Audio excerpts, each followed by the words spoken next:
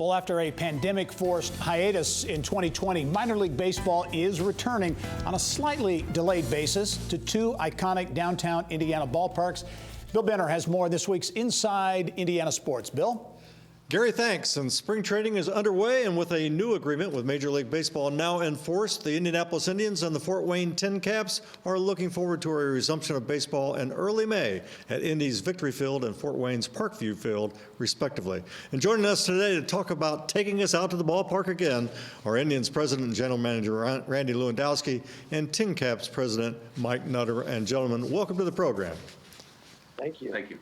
Randy, we're going to start with you. News this week, not an April opening as you anticipated, a slight reduction in schedule, but because of COVID and safety precautions taken by Major League Baseball, the Indianapolis Indians now set for an early May opening. Yeah, and I would say this, Bill, it probably didn't come as a surprise. Though we got a schedule in late February and it had an early April start date, there had been inclinations that COVID and COVID protocols, just like anything else, was going to cause us to adjust. And as we've learned over the last 365 days, adjusting and being flexible is the way of the world these days. It's important. The way it's going to work is we'll lose 12 home dates in April. Get a couple back in July for sure around what was going to be a pseudo all-star break. And then there's still a possibility we can play deeper into September than we ever have. That hasn't been satisfied or decided yet, but something that we're going to look at with Major League Baseball and hopeful that we'll get things going. But we're just excited that we've got a schedule. We're talking baseball. Springtime is here. Spring training's rolling. And look forward to bringing people back to downtown Indianapolis.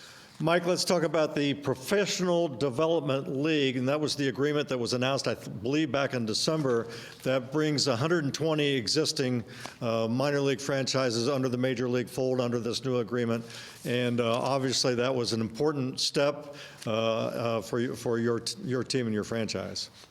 Absolutely. Major League Baseball has the oversight now of what we always knew as minor league baseball, and some of the old terms that we use with professional baseball agreements and things are gone, but the three teams in the Hoosier State are in the new program and a part of the 120 because of the success and all of our great fans from around this state. So big picture, there'll be some changes for guys like Randy and I to deal with on the backside, but really excited about the new things going forward. And Mike alluded to the third team, that would be the South Bend Cubs. Randy, let's talk about to both of you, but we'll start with Randy. We don't know what the fan protocols exactly were going to be in Indianapolis, but certainly it's going to be exciting to welcome actual people back to the ballpark. Yeah, we are. I think both Mike and I and our staffs did a great job last year, in the summer and in the fall to activate our ballparks the best that we could, but it wasn't our core businesses. So we're excited to get back to baseball. Yeah, everyone's going to work with their health departments. We're going to allow the NCAA, as Indianapolis is going to host March Madness. That's going to be great.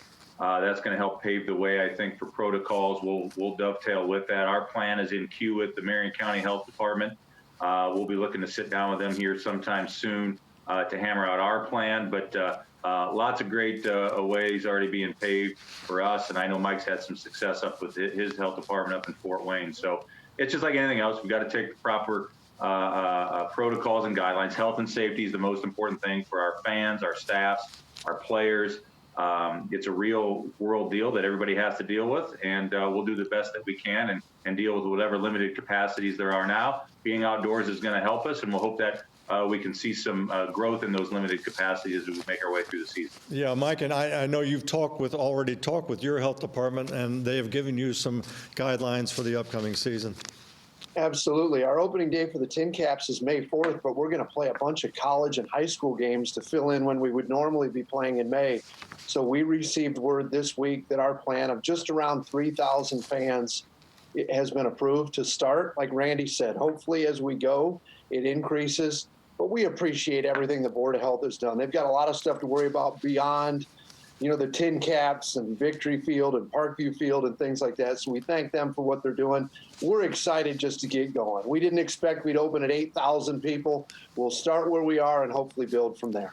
Gentlemen, we got about a minute left. Now, certainly the impact of Victory Field and Parkview Field on the downtowns of Indianapolis and Fort Wayne significant. I know, Randy, you have brought about 600,000 fans down every baseball season for a number of years. 500,000 about in Fort Wayne. Just again, Randy, start quickly. Talk about the impact of Victory Field on downtown Indianapolis. Well, we think it's the best outdoor community gathering place in Indianapolis. I'd say the state, but Mike's on with us right now, and we know Fort Wayne does a great job. But that's what we're about, bringing people together. We've been told not to do that for a year. People are going to be anxious to do that once again, and we hope to be at the forefront, just like Mike's going to be up in Fort Wayne. Yeah, and Mike, again, the Parkviewville, a real downtown asset in Fort Wayne. Absolutely. And we think the baseball is great and it's very important, but we can be a part by opening up of the healing and bringing our community back together, just like Randy said, and we couldn't be more excited. Well, gentlemen, thanks for being on the program. And again, we can't wait to think about having baseball in two great downtown venues in Indianapolis and Fort Wayne. Randy Lewandowski of the Indianapolis Indians, Mike Nutter of the Fort Wayne TinCaps. Gentlemen, thanks for being on the show with us. Thank you. Thank you. And Gary, back to you. All right, Bill, great that baseball is right around the corner. Thanks.